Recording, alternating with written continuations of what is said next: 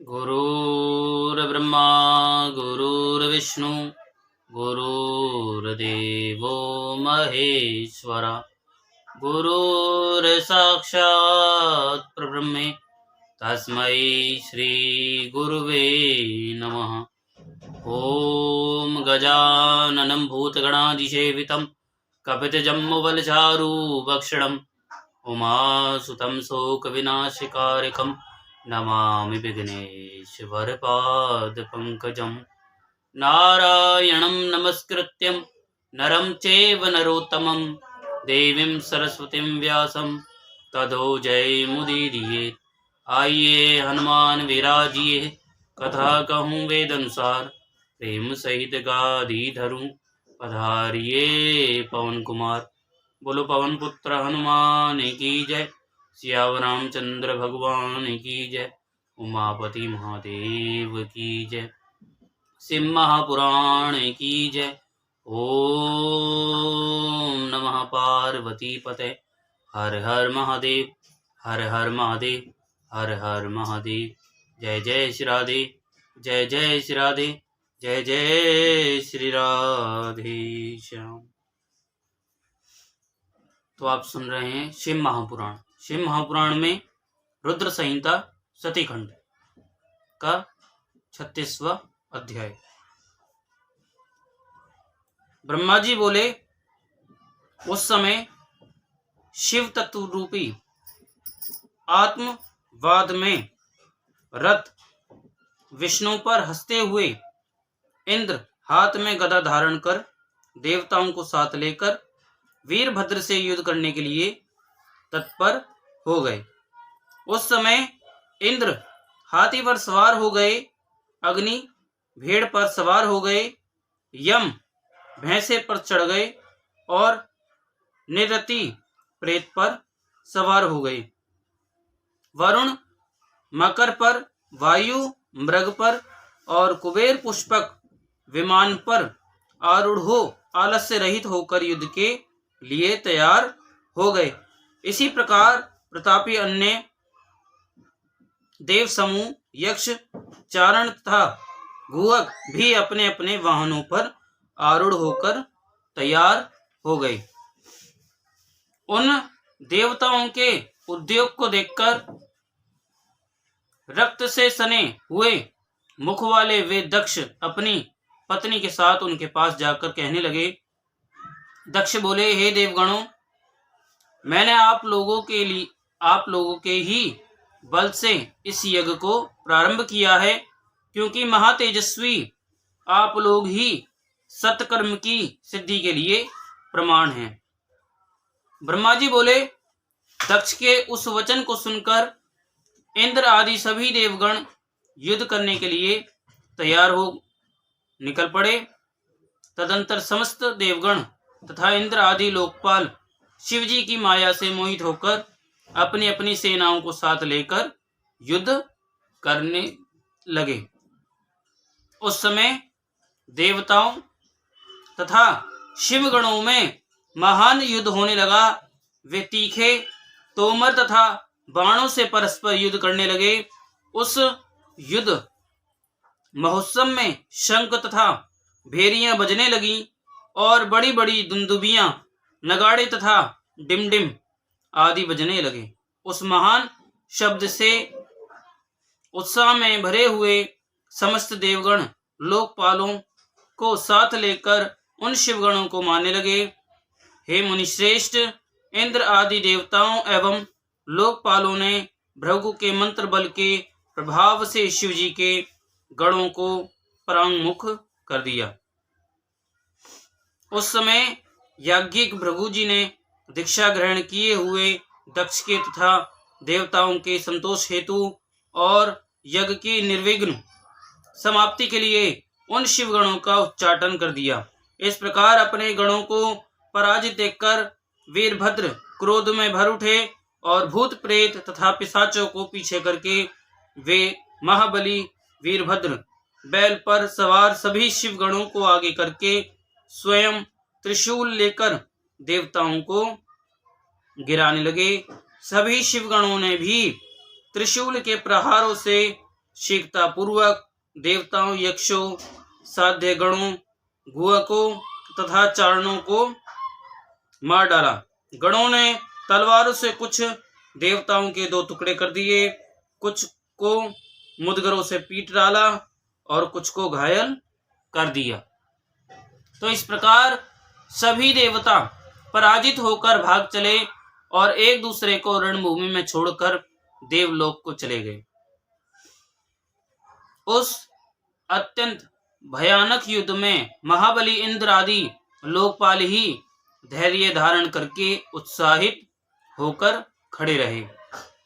उस समय इंद्र आदि समस्त देवता एकत्र होकर विनय भाव से युक्त हो उस युद्ध स्थल में बृहस्पति जी से पूछने लगे। लोकपाल बोले, हे गुरु, हे बृहस्पति, हे तात, हे महाप्राज्ञ, हे दयानिधे, शीघ्र बताइए, हम लोग यह पूछते हैं कि हमारी विजय किस प्रकार होगी।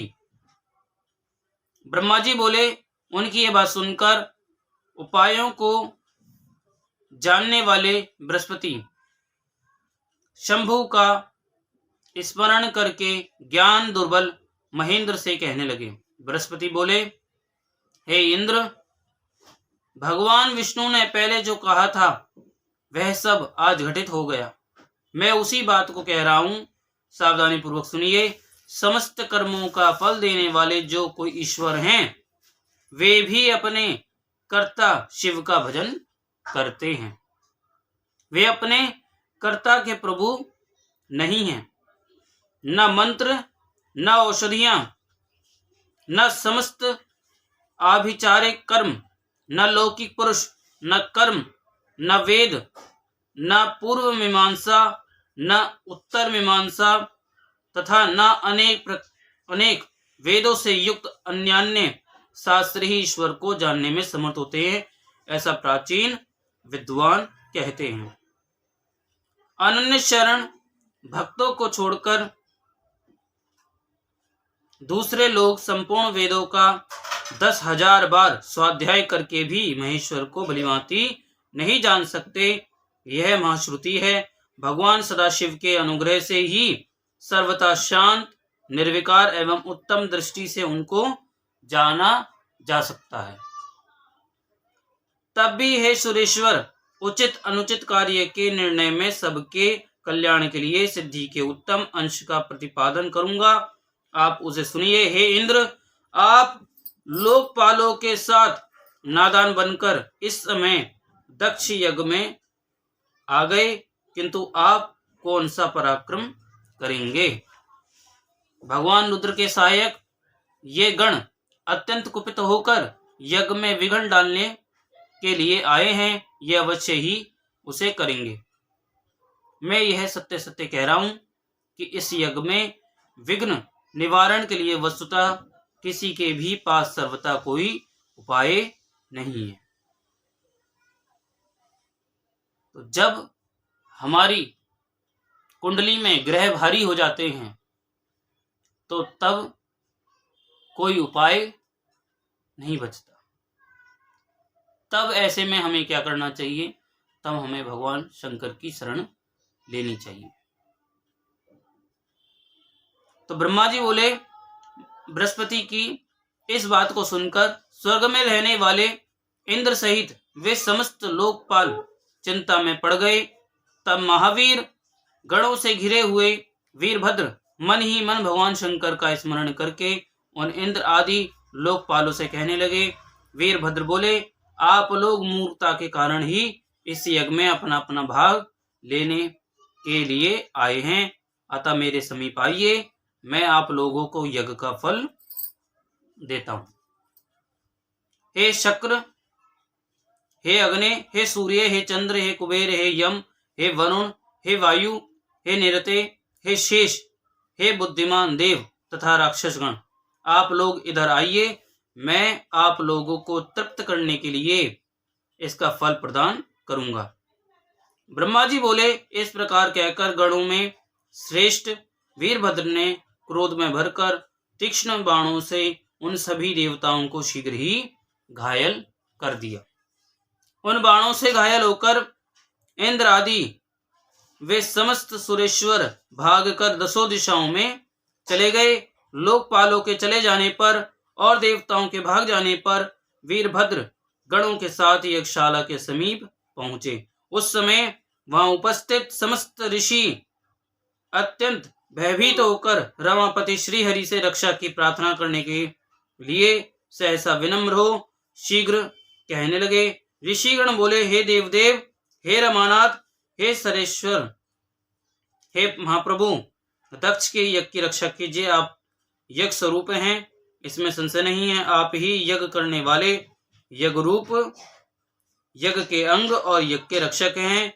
अतः यज्ञ की रक्षा कीजिए, रक्षा कीजिए। आपके अतिरिक्त कोई दूसरा रक्षक नहीं है। ब्रह्मा जी बोले, हे नारद, उन ऋषियों के इस वचन को सुनकर भगवान विष्णु वीरभद्र के साथ युद्ध करने के लिए उद्यत हो गए। महाबली चतुर्भुज भगवान विष्णु हाथों में चक्र आदि आयुध धारण कर सम्यक सावधान होकर देवताओं के साथ यज्ञ मंडप से बाहर निकले। अनेक गणों से समन्वित तथा हाथ में त्रिशूल धारण किए हुए वीरभद्र ने महाप्रभु विष्णु को युद्ध के लिए तैयार देखा। उन्हें देखते ही वीरभद्र टेढ़ी बाहों से युक्त मुखमंडल वाले हो गए। जैसे पापी को देखकर यमराज और हाथी को देखकर सिंह हो जाता, उसी प्रकार श्री हरि को युद्ध के लिए उद्यत देखकर वीर गणों से घिरे हुए शत्रुनाशक वीरभद्र कुपित होकर शीघ्रता से कहने लगे। वीरभद्र बोले, हे हरे, आपने आज शिव जी के शपथ की अवहेलना क्यों की और आपके मन में घमंड क्यों हो गया है? क्या आप में शिव जी के शपथ का उल्लंघन करने की शक्ति है? आप कौन हैं? तीनों लोकों में आपका रक्षक कौन है? यहाँ किस लिए आए हैं? इसे हम नहीं जान पा रहे हैं। आप दक्ष के यज्ञ रक्षक क्यों बन रहे हैं? इसे बताइए। इस यज्ञ में सती ने जो किया उसे क्या आपने नहीं देखा? और दधीची ने जो कहा उसे क्या आपने नहीं सुना? आप दक्ष के इस यज्ञ में यज्ञ भाग प्राप्त करने के लिए आए हुए हैं। हे महाप्रभु, मैं शीघ्र ही आपको यज्ञ भाग देता हूं। हे हरे, मैं त्रिशूल से आपका वक्ष स्थल विदीर्ण करूंगा। आपका कौन रक्षक है? वह मेरे समक्ष आए। मैं आपको पृथ्वी पर धराशायी करूंगा, अग्नि से जला दूंगा और पुनः दग्ध हुए आपको पीस डालूंगा। हे हरे, हे दुराचारी, हे महेश विमुख, हे अधम, क्या आप शिव जी के पावन महात्म को नहीं जानते? फिर भी हे महाभाऊ, आप युद्ध की कामना से आगे स्थित हैं। यदि आप इस युद्ध भूमि में खड़े रह गए तो मैं आपको उस स्थान पर भेज दूंगा जहां से पुनः लौटना संभव नहीं है। ब्रह्मा जी बोले, हे नारद, उन वीरभद्र की इस बात को सुनकर बुद्धिमान सुरेश्वर विष्णु प्रसन्नता पूर्वक हंसते हुए कहने लगे। विष्णु बोले, हे वीरभद्र, आज आपके सामने मैं जो कह रहा हूं उसको सुनिए। आप मुझ शंकर के सेवक को रुद्र विमुख मत कहिए। कर्म में निष्ठा रखने वाले अज्ञानी इन दक्ष ने मूर्खतावश पहले मुझसे यज्ञ के लिए बार बार प्रार्थना की थी। मैं भक्त के अधीन हूं और वे भगवान महेश्वर भी भक्त के अधीन हैं। हे तात, दक्ष मेरे भक्त हैं, इसलिए मैं यज्ञ में आया हूं। रुद्र के कोप से उत्पन्न होने वाले हे वीर, हे महान प्रताप के आल्य, हे प्रभु, आप रुद्र तेज स्वरूप हैं। आप मेरी प्रतिज्ञा सुनिए। मैं यज्ञ की रक्षा के लिए आपसे युद्ध करूंगा और आप भी इस यज्ञ के विध्वंस के लिए मुझसे युद्ध कीजिए। जो होनहार होगा वह होगा। मैं अवश्य ही पराक्रम प्रकट करूंगा। ब्रह्मा जी बोले। विष्णु के इस प्रकार कहने पर महाभाऊ वीरभद्र ने हंसते हुए कहा, हे विष्णु, मैं आपको अपने प्रभु शिव का प्रिय जानकर अत्यंत प्रसन्न हूँ। तदंतर गणों में श्रेष्ठ वीरभद्र ने प्रसन्नता पूर्वक हंसते हुए बड़े विनय से भगवान विष्णु से कहा। वीरभद्र बोले, हे महाप्रभु, मैंने आपके भाव की परीक्षा के लिए ही ऐसा वचन कहा था।